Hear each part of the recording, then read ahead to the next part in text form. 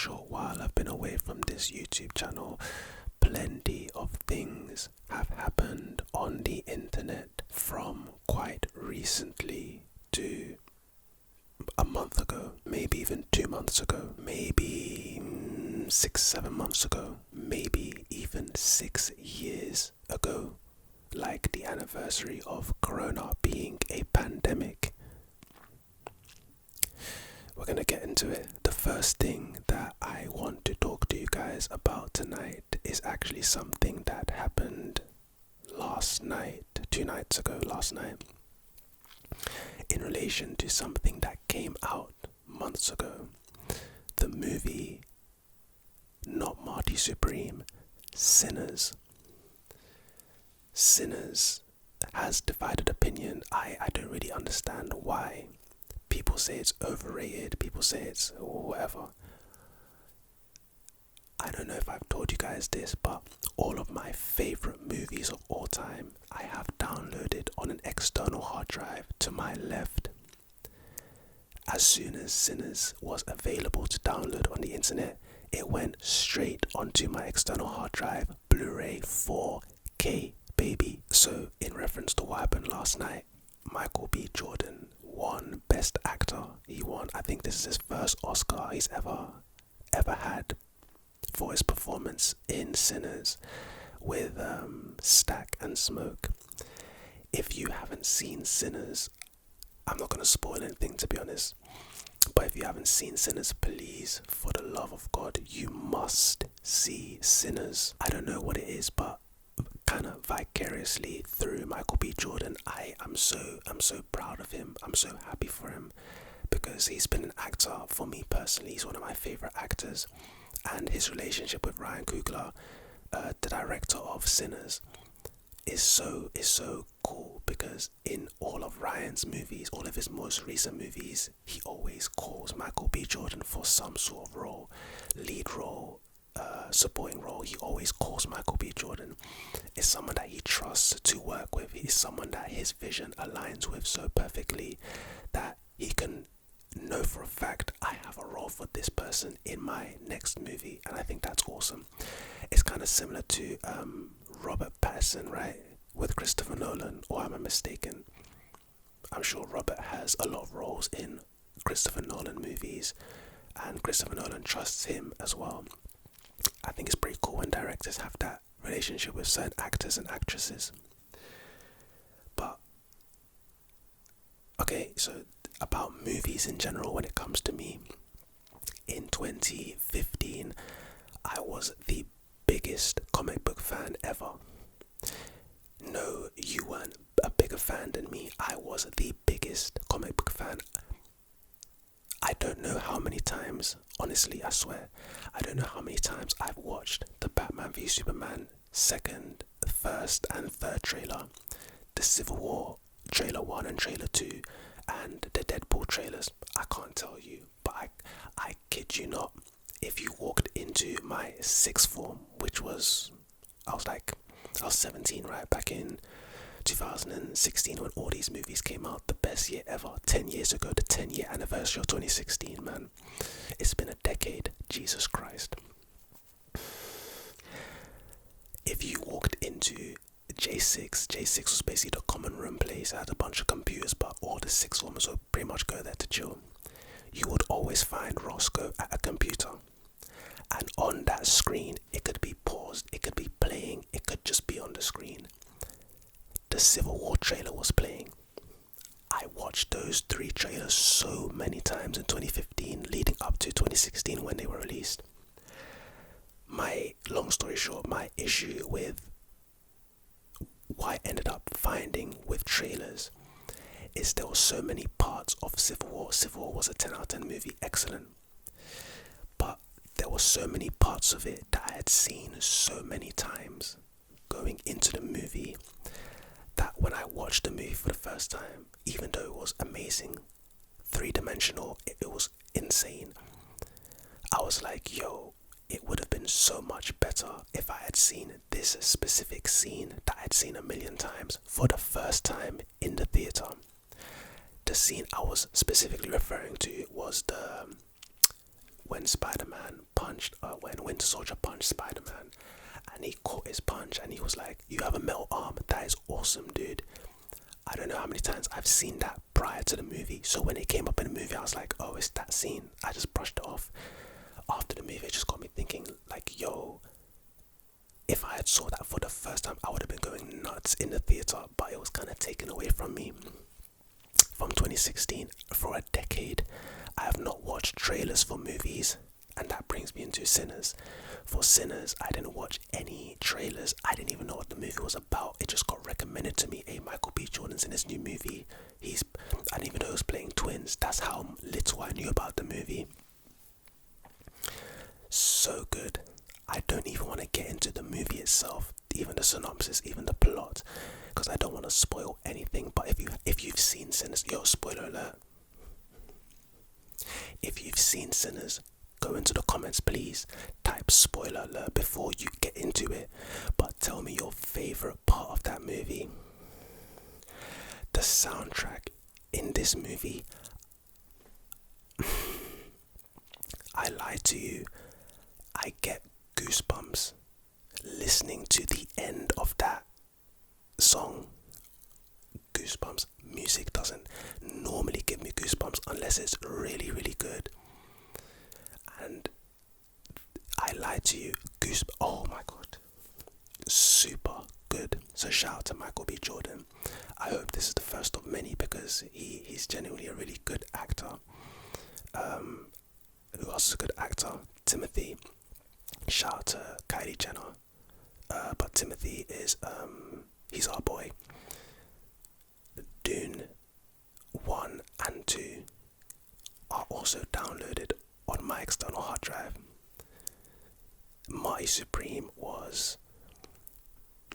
You guys know I'm a tennis player, and ping pong is similar enough to tennis. Like I said again, I knew nothing about this movie going in. I watched it in IMAX. The movie was so... Again, I don't want to spoil anything. For me personally, it was so motivational to see this guy who's just always on the move. He's always trying to get stuff done. The guy is very flawed, right? He has so many flaws in his character. Probably has some personality disorders, but he's a flawed human. He's a flawed person. But he's also full of love and care and passion about his life and his destiny. That's all I'm going to say if you haven't seen it already. I think that movie and Sinners were up for the Oscar. Timothy and Michael were up for the Best Actor, and Michael B. Jordan won it. But yeah, Marty Supreme was another movie that I need to actually watch again, because I've only seen it once, and like, not that I've forgotten a bunch of it, but a lot of it hasn't stuck in my mind because I haven't only seen it once, basically. But I really want to rewatch it so I can really, really grasp how good the movie was, and obviously outside of the cinema setting, like by myself, where I can really grasp it. I think it'll be awesome. I didn't know if I wanted to make a video about this. Actually, to be fair, I wanted to make a video about this, but I didn't know if I wanted to make a standalone video or a video like this where the topic is pretty much included. But let's talk about the Epstein Files. I don't even know how much I can say. I don't know if YouTube is censoring stuff. I don't think it is, because all the things I've seen on YouTube, they are pretty much uncensored, but I'm going to try to censor certain things. Guys, if you don't know, okay, I'm just going to get into it.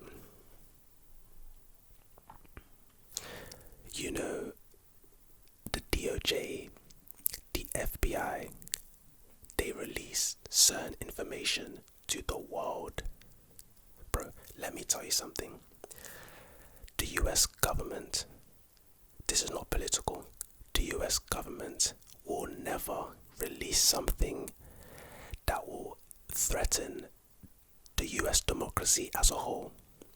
They will never release something that will threaten the stability of America as a whole.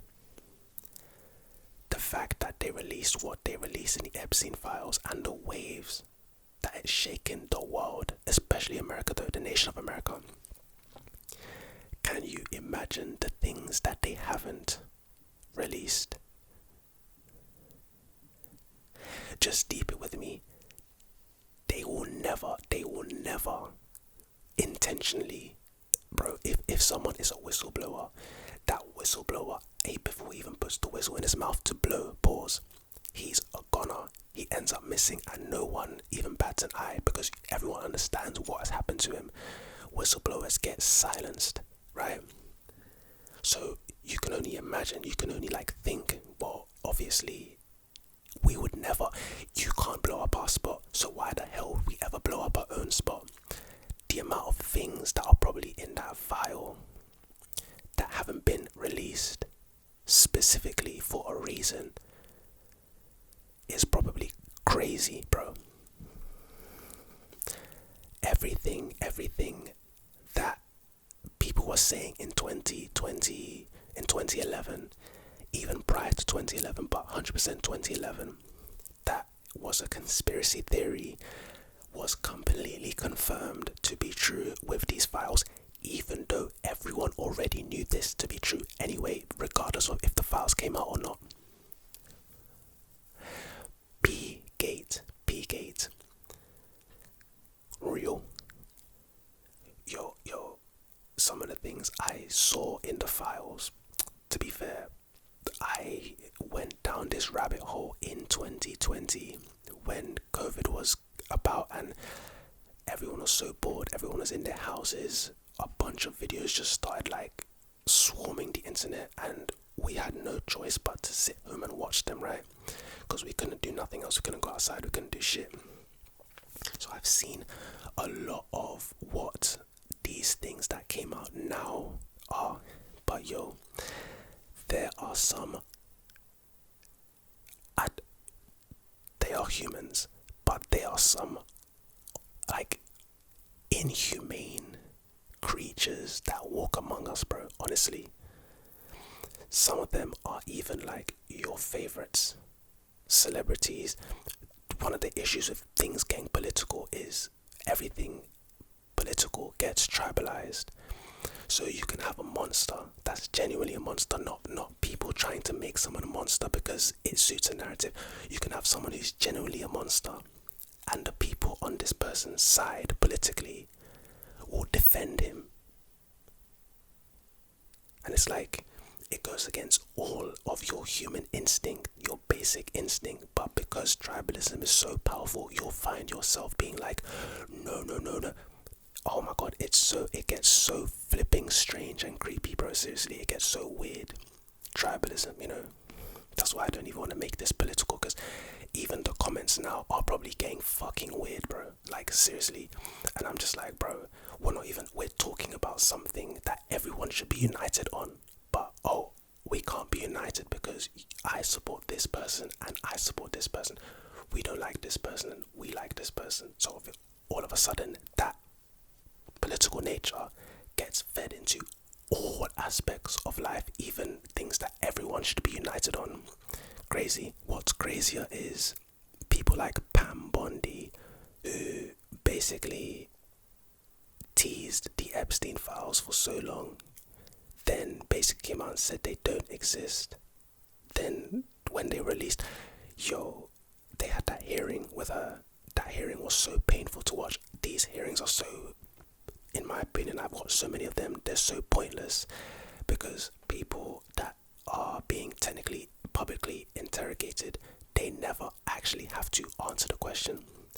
They can choose to filibuster, they can choose to just distract, they can choose to literally not answer the question. They can answer every other question in the world except the question you're asking them, and there's no repercussion for it. It's like a deposition where you can just say no comment the whole time and it's completely acceptable. So what did the American, Congress think that Pam Bondi was going to say when they were asking her questions about her lies and failures? People like her need to be in jail. It's even people in the UK. I think Prince Andrew got arrested and then released. Bill Gates is cool, Trump is cool. There's so many. That's what gets so sticky about the Epstein Files, is because the government released what they released, but they didn't release enough. That's like clear, conclusive evidence. They release a bunch of black pages, they release a bunch of redacted names. The redactions were supposed to be for the victims to protect them. They would redact the perpetrators, the predators. They would redact them. It's like the government is releasing, is basically showing us, releasing to the world that they are defending the predators. Make that make sense? So it's not a coincidence to me that no one has been persecuted for none of these things. That being said, it's so frustrating because the evidence, because of how the court systems work, the evidence is not enough to fully go for someone. Being on the plane is not enough evidence. Being on the island is not enough of evidence. You know, having a text message, an email chain with Jeffrey is not enough evidence. Mentioning certain phrases like pizza, like grape soda, like all these things is not enough. Even though like we believe that these things mean certain things, if certain people are caught saying it and using it, that's also not enough to say 100% guilty. You need to be prosecuted for it. Bro, the whole thing is so crazy, and of course it's swept under the rug. People still kind of talk about it, but when it's no longer a trend, people don't care no more. People just move on to the next thing. That is the essence of the internet. Like, everything is so microwave. Every bit of content, every controversy, every topic is so microwave. It's in and out. It's hot, then it's cold. It's really quick. It's in the limelight really quickly and it's out. Oh man, it's sickening, man. Literally, it's so dark. I don't even think it's suitable for public consumption. The public aren't even ready for the real Epstein Files. They're not. People make jokes, people are making memes, people are making jokes about it. And that's what the internet does. You can expect it. It doesn't matter how fucked up something is. If it comes to the internet, expect internet to do what the internet does. So when I see jokes about something so heinous and something so serious, it's like, there's nothing you can do about that. Like, people will just be people, and it's mad. But yo, I can't even be, like I said at the beginning, I can't even believe that these things were even released. I guess they kind of had to, but I can't even believe it, because it's like, you release like, what, 2 million pages of information, and not once did, yo, bro, there was a picture of Ghislaine Maxwell, multiple AI, and you know, artificial intelligence is very, very, very powerful, accurate in what it does as well. Multiple powerful AIs took the picture of the lady that showed up for the deposition claiming to be Ghislaine Maxwell and compared it to older pictures of her, and quite literally said that this is not the same person. No, it's not because she was wearing glasses, it's not because she grew her hair, she got a bit chubbier. None of these things. It's literally not the same person. The AI took all of that into consideration and said there are multiple reasons why this person A and this person B are not the same. You know what happened to that? Swept under the rug, of course. Apparently Epstein himself could still be alive. You know what happens to that? Swept under the rug. Yo, bro, the internet, there's so many pros and cons. One of the cons to the internet is we don't put enough pressure on the things that need to be pressurized. You know, people will much rather galvanize over something completely irrelevant than something serious.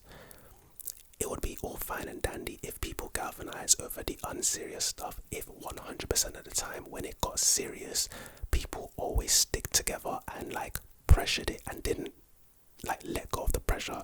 They kept it up, but they don't. That is the essence of the internet, and it's just sad, man. Shout out to the victims, the survivors, and the people who, you know, bro. Let's talk UFC. So the White House card just got announced. Out of 10, let me know your rating for the White House card. This card was, you know, projected to be like the craziest card ever. Like, multiple title fights, crazy. To be honest, me personally, the card was mid. I understand, I understand the context behind how the card came about, the fights that fell through, how hard it was to get the card together. Completely get it. The final product, if we're just judging on the final product, it is mid, bro. We didn't get the fights we wanted to see. We got the second or third fight in that division, or between a specific fighter that we wanted to see. Everyone wanted to see Ilya versus Islam, didn't get that. Everyone wanted to see John Jones versus Alex Pereira. So when Alex Pereira relinquished his light heavyweight, vacated his light heavyweight championship, everyone already knew he was going up to heavyweight. The question was, who was he going to fight? Tom Aspinall's injured, and John Jones was the only fighter possible. Who did he end up fighting? Cyril Gane. Tai Tuivasa is one of my favorite guys. Not really fighter. I don't really care for his fighting, but he's one of my favorite people. This guy hasn't won a fight in years. I think 4 or 5 years. He's on a losing streak. Recently, he just moved into the top 15 heavyweight fighters. That division is so stinky. It's so washed. Cyril Gane got another title shot. Yes, I think this is his 5th title shot. Yo, I think including the interim, so interim and for the belt. How does one guy hold up an entire division? God knows, but that division is absolutely washed, stinky. I think Pereira beats Cyril Gane 100% inside 2-3 rounds. Left hook knockout. This is just gonna happen unless Cyril Gane wrestles him, which Cyril Gane can wrestle, which we've seen. I think it was against Francis, right? I can't remember. But Ilia Topuria and Islam was a fight that we wanted to see and we didn't get to see. Instead, he's fighting Gaethje, right? I remember hearing Ariel talk about how it would look if the way the card was set up, with Trump involved, with the White House involved, it being in America. It's not just a Nashville card, a Las Vegas card, an LA card. It's the America card. Do you see what I'm saying? The American in the main event. People don't want a foreign person. With all the politics going on right now, people wouldn't want to see someone foreign come to America and knock out the American on the White House card. You'd much rather it be Ilya and Islam. First of all, that's a fight everyone wants to see, and second of all, it has no connotation to it. It's strictly the fight. There's no one that's gonna be oh man, this Georgian came and knocked out the American. There's none of that. It's such a shame that Islam is injured. His hand is injured, but that's clearly the fight that everyone wanted to see, and again, we're gonna have to wait for it. Will it happen in 2026? It's already March, April, and this fight is happening in June. So, who's Islam's next fight? Topuria would vacate his belt and go to 170.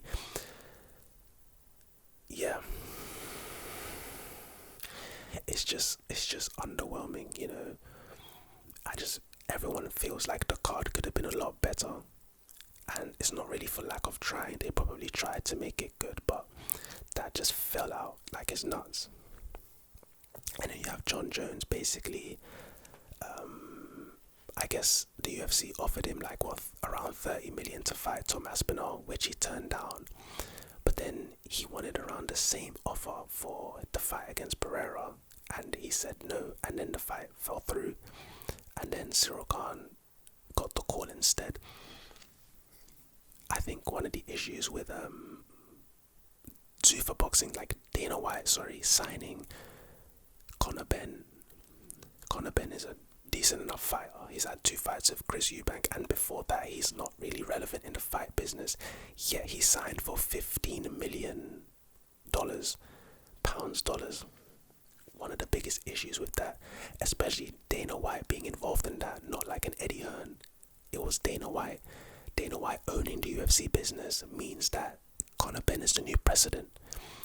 once that precedent is set, you can no longer lowball certain fighters, because certain fighters will look at that Conor Benn number and say, I should either be making close to that or much more than that. You can't offer that to someone like Conor McGregor coming back to the UFC. You can't offer that to someone like John Jones. You can't offer that to someone like Pereira, I don't think. Because if Conor Benn was a sick boxer, Canelo type, one of the faces of boxing, and you offered him 15, 30 million, okay, cool. Alex Pereira can't ask for that. Gaethje can't ask for that. There's certain fighters that will never ask for that. But Conor Benn is literally, bro, before the Chris Eubank fight 1 and 2, who, like, we knew Conor Benn from Nigel Benn, but who was Conor Benn? What was his body? What was his work? But that guy got 15 million. Anyone can ask for that now. Do you see what I'm saying? The leverage, the negotiating power is more so with the fighters in the UFC now than it is with, not that the UFC have any obligation to be like, yeah, you know what, you're right, we're gonna give you more money, we're gonna, Conor Benn got this, so you should get this. I don't think they will, especially with now their sign of Paramount. I don't think that they will, but it's just really interesting. Arsenal Football Club, yo bro, I think that if Arsenal Football Club win this Premier League, I don't know how, but my life will change forever. I don't know if you guys follow football, soccer, for you Americans. If you don't, let me just explain this to you real quick. I support Arsenal Football Club. Arsenal Football Club haven't won a Premier League title. They haven't won the trophy, for 22, 23 years. We've had heartbreak for the past 4 years. 2022, we weren't ready to win the league. We had no right to be in a league title race, but there we were at the end of the season. This was the most scintillating football you've ever seen. Honestly, we played some of the best football we've ever played in our history as a club. The end of the season, we got an injury to one of our best defenders and we fell apart, didn't win the league. The next season, from January up until the end of the season, which is in May, so basically for 5 months, we were literally perfect. We lost one game, and I believe we drew another game. I can't remember if that was in the league or not. We lost one game, and because of that loss, we didn't win the league. We literally won like 18, 17 out of 19 games, 18, 17 games out of 19 games, and we didn't win the league. Heartbreak. Last season was so up and down, it was so weird. A couple results and referee decisions just screwed us at the beginning of the season. We didn't win the league. This year, this is our, we played a match against a club called Everton, a 16-year-old from our academy, not a random 16-year-old that we bought from Jupiter, from our academy, Hale End.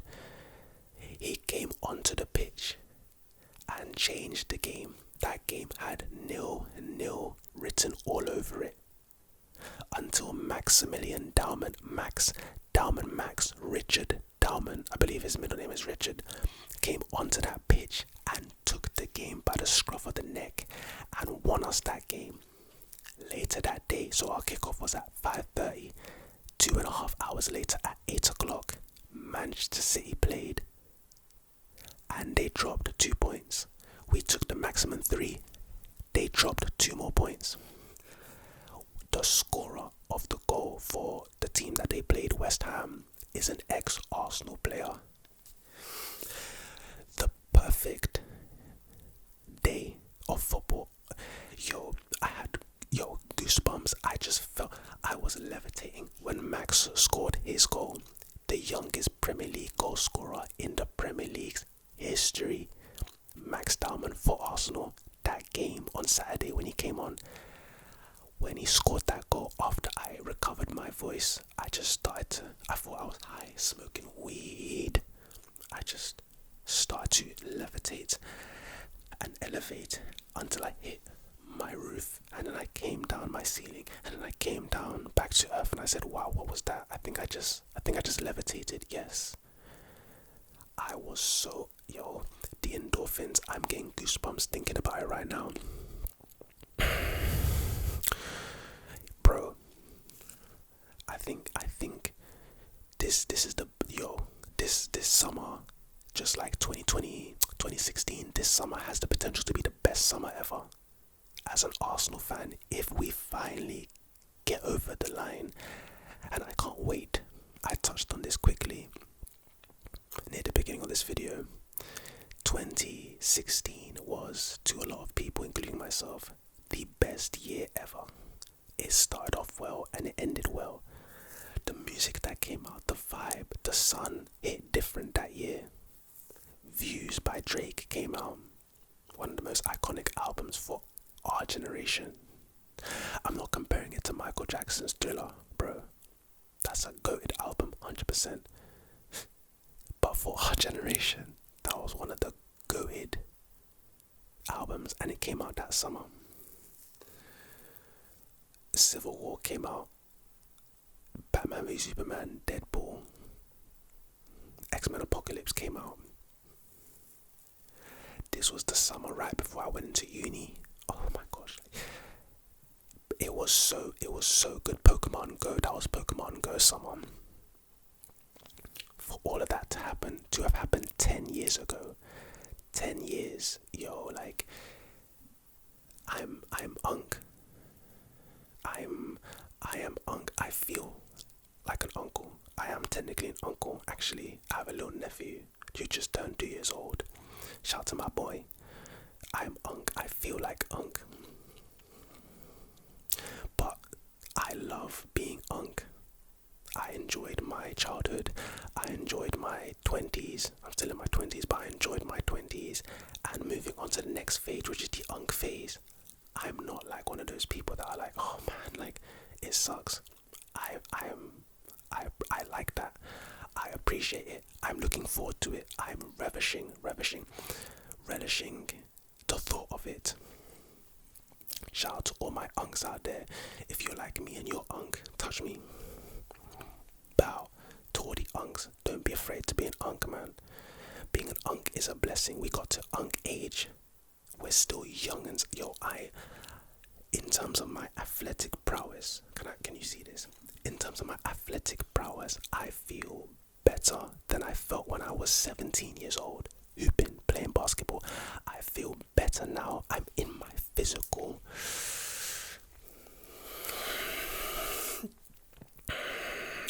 prime. Seriously, unk phase is, what's wrong with unk phase? Unk phase is great. The last thing I'll probably touch on is A Night of Seven Kingdoms, so Game of Thrones. So A Night of Seven Kingdoms was really good. Limited series. I think season 2 is coming out. Egg. I can't remember the guy who played Egg. He is the cutest guy ever. He is adorable. Honestly, what a portrayal of Egg as well. Aemon Targaryen, the future martyr, Mace. What they called May something. Game of Thrones though, like as a totality. If you haven't seen Game of Thrones, what are you doing with your life? I was one of those people that I didn't watch Game of Thrones when everyone watched Game of Thrones. I was like, nah, it can't be that good. It's probably overhyped. Too many people like it. But when I watched it, I think I watched Game of Thrones so this was in 2021, I believe. Every day after I finished work, which was like at 8 or something, 8 p.m. But then I'd get home by like 9. If there was no one in my sitting room, I would just sit there for like 3 or 4 hours and watch Game of Thrones because it happened to be on Sky Atlantic. So I can actually, when I figured out, I was like, oh, bro, I might as well just start this show, man. I guess bro. If you haven't seen Game of Thrones, please listen to. You like watching my videos, right? You respect my opinions, I hope. My opinion is Game of Thrones is a top show. Yes, it ends shit, and you probably already know that, but that's cool. Like, it doesn't matter. The first 5 seasons, maybe even 6 seasons, it's pure absolute cinema. absolute, like it's too good. So if there's anything that you haven't done, don't go through this life without seeing Game of Thrones. You never know when you're gonna go out. Peace and love and blessings and protections on all of you watching, but we never know when we're gonna go out. So just watch Game of Thrones. There's certain things that you should just do right now, because like I said, you know. So just watch Game of Thrones, please. The Harry Potter series that's coming out, you know what? I didn't want to talk about it because I just can't get over the fact that Snape is gonna be a black guy. This is coming from a black guy, by the way. I just can't get over it. It's just, there's certain characters that if they wanted to race swap, it would have been cool because it is what it is. Like, you can just, it's not really that pivotal to the story. Snape is one of, arguably, the most important character in Harry Potter other than Harry and Voldemort. Because Snape himself is the one that he's the one that told Voldemort the prophecy. Voldemort then went to execute the prophecy, to set the prophecy in stone. And in doing so, Snape became a double agent because Voldemort ended up going after the son of Snape's first love, Lily Potter. So he had to protect his role is too pivotal for you to just ignore the disrespectful race swap that I guess Warner Bros. And HBO have done. And yeah, it's crazy because I saw an IG reel of the actors and actresses that they picked, and outside of Snape, a lot of it is so spot on and it's so annoying. Like, it pisses me off. I don't even know why I brought it up, because now I'm gonna end this video pissed.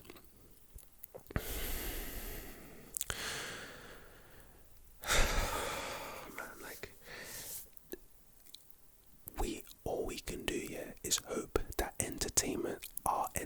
our beloved entertainment can just get better. You know, all the woke stuff that's happened in the past, our entertainment can just recover, just be entertainment again, and that's all we need it for. Yo, the politics, the real life stuff, in real life, we see it enough. We get drowned by it. It consumes all elements of our life. Just leave it out of the entertainment. That's all people ask. Bruh, it's not even hard. I understand the reasons why they can't, to be honest. It's deeper than just representation. Way deeper than that. So it's not as simple. But we can only hope that it recovers.